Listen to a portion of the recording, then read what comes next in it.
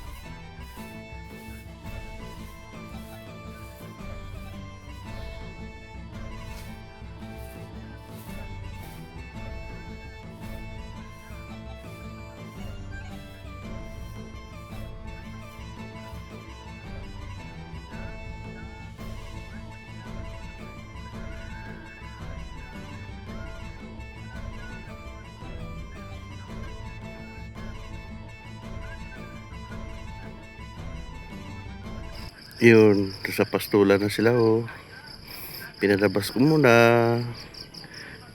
Maya pag umulan, pasukin ko sila kagad. Pero habang dito muna sila sa pastulan, punta muna ako doon sa bahay ng kapatid ko. Magchika-chika muna kami. Tara na.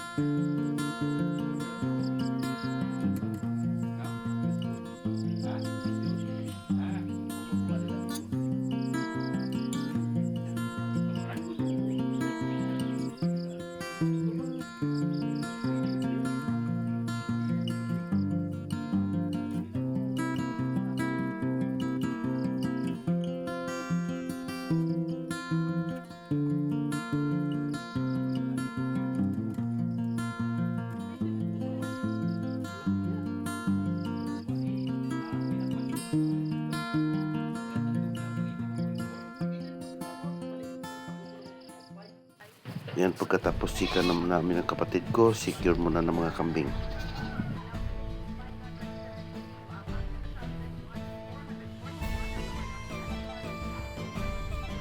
Ayan na, nakapasok na sila, secure na sila, nakapangumpay naman ako.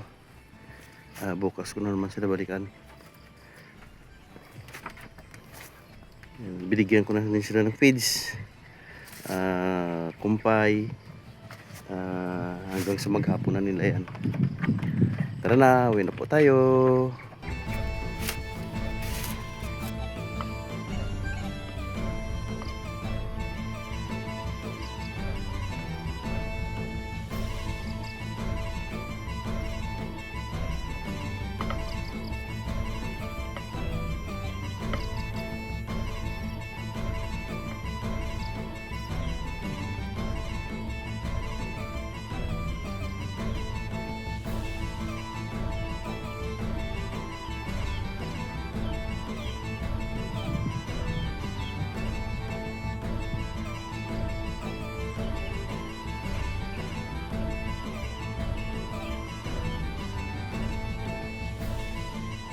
Gusto ko talaga kumuha ng sardinas, kaso lang hindi ko makayang umakyat kasi matataas at saka maliliit ang branch. Baka hindi ako makayanan. Tingnan mo. Kaya kailangan maghanap ako ng taong gaan na mag-akyat dyan. Tara na, maghanap tayo.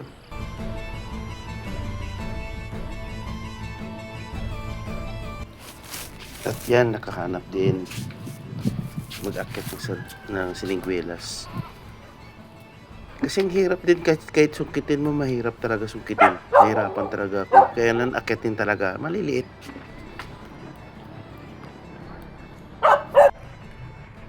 Yan, tingnan mong branch ang liliit. Pag malaki-laki ka dyan, maputol talaga yung sanga niyan. Kaya di kagaya sa kanya, magaan lang. Kaya kayang-kaya ng mga sanga.